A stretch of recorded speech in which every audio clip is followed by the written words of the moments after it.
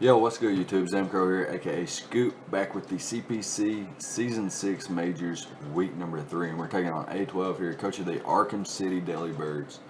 And if you haven't yet, go check out the prep talk video before you watch this battle so you understand, his roster, my roster, and why I'm bringing the things that I have brought and why my opponent may be bringing some of the things he's brought. So, yeah, let's go ahead and jump into it.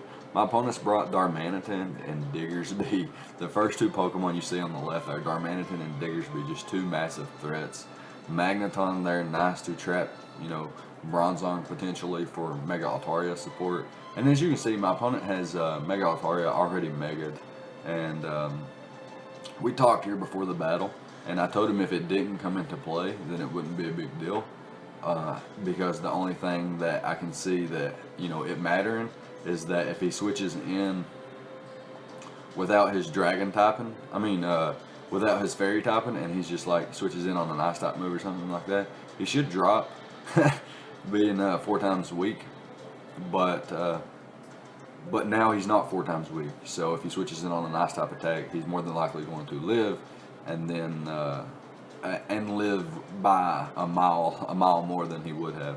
And a difference is coming in on Stealth Rocks. He is not a flying type anymore, so he's only going to be taking 12% instead of that 24% that he would be taking, or 25% depending on how he EV'd himself. So as long as that don't come into play, I don't really mind. Spoiler alert: I don't know if it benefits him or benefits me or changes the game whatsoever, but it does come into play. He is going to be taking he's going to be able to dodge taking Stealth Rocks damage one of the rounds. I figured maybe he could get this thing in before I got my rocks up potentially or something like that, and that would give him being less problematic for either of us, for him already being mega'd. But yeah, I didn't want for him to be able to change his moveset, and I didn't want anybody to think I was changing my movesets. So I opted to just go ahead and stay in this match here and said it was fine as long as it doesn't change the outcome or anything like that. So Mega Altaria is a threat. Hawlucha is a pretty big threat too. I didn't bring my Tapu Fini, so he has no Misty terrain to abuse, no terrain at all to abuse, unless he's rocking like electric terrain, Electivire. I'm not even sure if it gets that. But yeah, looking at his team, he doesn't guard well versus Mega Gallade. He doesn't do very well versus Thunderous Therian either. And Alolan Muck, once Diggersby is gone, Alolan Muck can put in the finest of work. Diggersby doesn't necessarily have to be gone, but I would prefer it to be gone so that I don't have to set up excessively to avoid being revenge killed by said Diggersby. So yeah, that's that. Looking at his potential leads, I see that he doesn't bring Stealth Rocks. Like, he doesn't have one Pokemon with Stealth Rocks. He doesn't have one Pokemon with Toxic Spikes. He does have Diggersby, which gets Spikes. I don't know if a lot of people know that, but Diggersby does get Spikes. I don't expect him to lead with it though, and if he does, it's not too problematic since I'm going to be leading with my Gligar anyway. He can't spam Volt Switch like with Magneton versus me because I do have a ground type. I do have Thunderous Therian with the Volt Switch. He has to watch out for clicking electric type moves with both of his electric types that he brought. He is quite weak to ground, so I felt with Mega Altaria being already grounded as well, I felt Gligar was a decent lead, which I think it still is. It's not going to be able to come back to bite me or anything like that. I do think that Bronzong was another potential lead, but in case he led Darmanitan, I didn't want to lead with my Bronzong straight off the bat or anything like that. So my opponent's actually going to choose to lead Diggersby here. And what I'm going to do is I'm just going to click, I think, Earthquake here and see what kind of damage I can get off on him. And I go first, so that's quite the revelation there. I go first, and he's doing 52%, so I can't actually roost this off. And I'm going to switch out to my Bronzong, who takes almost half here. As you're going to see, it's going to be a nice, clean 3-hit KO. But I do avoid the 2-hit KO, which is nice, which allows me to get my rocks up. And so now I have the information that he's choice banded. So it's unlikely that Darmanitan is also choice banded. and it's likely my Drain Punch will knock him out here. So I do have rocks up, and like I mentioned before the match, his Mega Altaria is already Mega'd, and as you can see, he has no switching to Mega Gallade at this point. So my plan here is to just click Drain Punch and see what he wants to do. I can't afford for him to, I can't afford to click Swords Dance or anything like that, because he has a Diggersby in front of me. If he clicks Return and he's a banded, he has revealed to be banded, so if he clicks Return here and I don't knock him out, then he's going to knock me out more than likely. So I can't let that happen. I do have to just click Drain Punch here. It's too big of a threat to leave around. And my opponent's going to switch into Mega Altaria. And here, you're going to see he takes 15% from my Drain Punch. So he took Rocks damage, he took Drain Punch damage, and he is at 73%. So had he not been Mega'd, he would have been at 75%, 76% maximum. So he'd have had 3 more percent after just coming in on Rocks. So he would have had to take my Drain Punch after taking the damage I already took. So had he been at 76% and then took my Drain Punch and took 15% like he did, he would have been at roughly 61% at this point, meaning he would have to roost. At this point, he doesn't necessarily have to roost, but also I want to mention that if he was not Mega Evolved already, his defensive stat would be lowered, and his HP stat would be low. No, his HP stat would be the same, but his defensive stat would be lowered. So he would have actually taken more from my Drain Punch, and it would have made this play right here a lot different. Would my opponent roost? Would my opponent attack? Would my opponent switch out, double out? Would I Swords Dance? Would I substitute? Has my opponent revealed Hyper Voice yet? Will that bypass my sub? I haven't revealed anything yet. All I know so far is that this Mega Altaria is max HP, max defense, and his Diggersby is choice banded. That's the only information I have so far.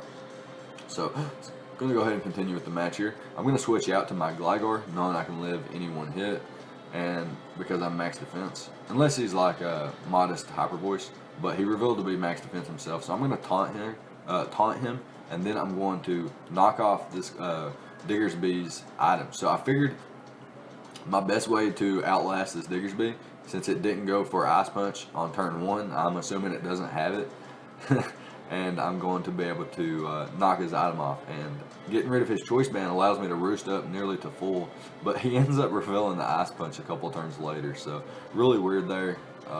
Not sure why he ever left that to choice, but I bring my Mega Gallade in to revenge kill the Diggersby, and he hard switches out into his Hawlucha, maybe predicting a fighting type attack, but I had no reason. He has, other than Magneton, which is not a Mega Gallade switch in, he had no Psychic Resist, meaning Psycho Cutter, Zen Headbutt, or whatever it may be was my play of choice there.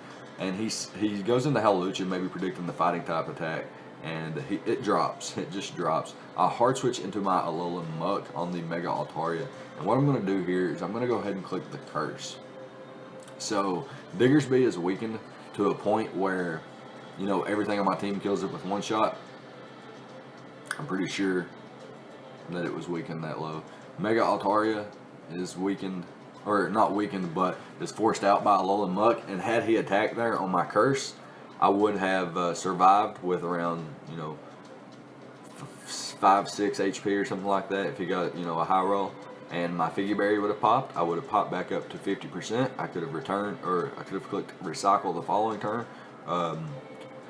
Earthquake would be doing a lot less now because of my Curse boosting my defense, meaning that I could set up on Mega Altaria, and now he chooses to bring in the Magneton, and I'm quite specially defensive as well with max HP, so I'm going to be able to go ahead and click the knockoff on this thing, see what he wants to do here.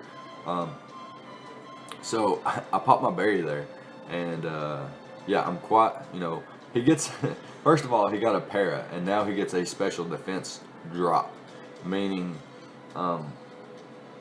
the next attack he can fire off will possibly knock me out. If he goes for the Flash Cannon, it's a roll. If he goes for the Thunderbolt, I think it knocks me out 100%. However, as you're going to see here, I'm going to go for the knockoff there. I may have went for the Recycle. I'm not sure. Either way, I was paralyzed, my SPDF dropped, and then I was paralyzed again. So I had no chance. So I'm going to go into Thunder's Therian, and I'm going to prematurely set up here. And I'm going to go for the Psychic here, and he goes for the Ice Punch and gets a freeze. So quite disappointing there. I'm going to hard switch back into Mega Gallade, and I'm not hard switch, but I'm going to go into Mega Gallade and just hard Swords Dance. I don't really care at this point. I have to do something, and I see that there's a small possibility that Tortonator can win here. So my play here is to click Toxic, and now my play is to click Fire Spin, and then my play is to rest. But what I'm actually going to do here is I'm going to make a misplay, and I'm going to click Fire Spin. I should have clicked Rest here. I would have been able to take that Earthquake, and I would have been able to been back at full at this point. And yeah, he's going to die before I can get back to full, meaning I can't take a hit from Diggersby, and it's going to be able to knock me out here. Unfortunate game, very unfortunate, losing my win condition in a Alolan Muck in such a terrible fashion. Such a terrible, terrible fashion. But it is what it is, and we're going to fall to 0-3 with a minus, what? Minus 8 differential at 0-3. Very, very terrible. Not the start we wanted to the season. Not how we want any season to go.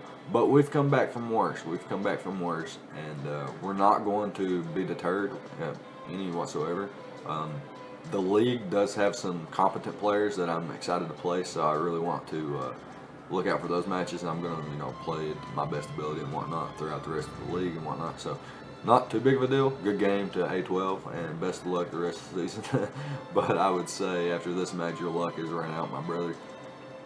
We're going to be facing off against Johnny Risepool, coach of the Rhine Valley Guardians, I think, and last season's champion who defeated Gypsy King in a finals match last season. So pretty dope to face him next season. I'm going to be next week, looking hyped for that.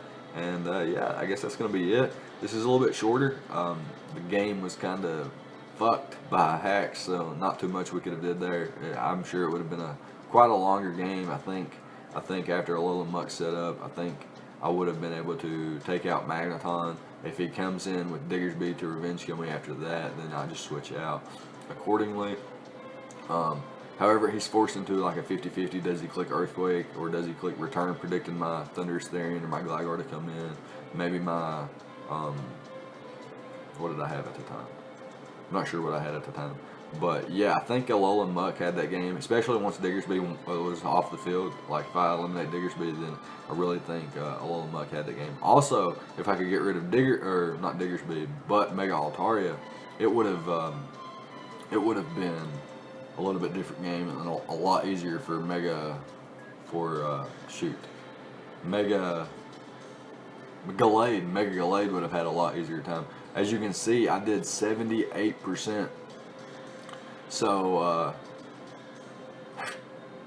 I missed out on the knockout by 19%. So had he taken that Rocks damage earlier and taken the full Drain Punch damage without his boosted stats after his Mega Evolution, he might have been out of range, or he might have been in range of that Psycho Cut right there. So that's pretty interesting to note that Mega Gallade could have maybe swept from this point, since his Darmanitan ends up not being Choice Scarf Variant.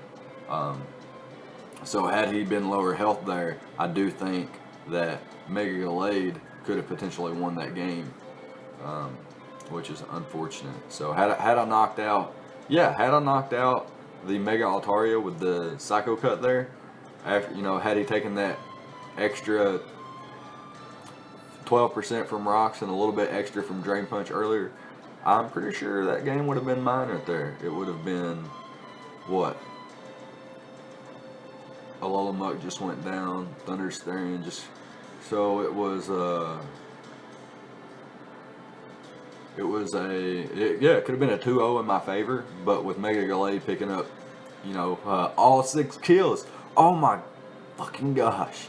I think that's worth actually bringing up in the league, but maybe not. So we're going to just let it be. It's going to be it. We're going to move on to 0-3 like I mentioned, and looking for a better week 4 and onwards. Hopefully we got some tough competition coming up. I think the best we haven't faced the best players in the league yet. we're still setting the worst possible differential, or the worst possible record we could be at this point in time.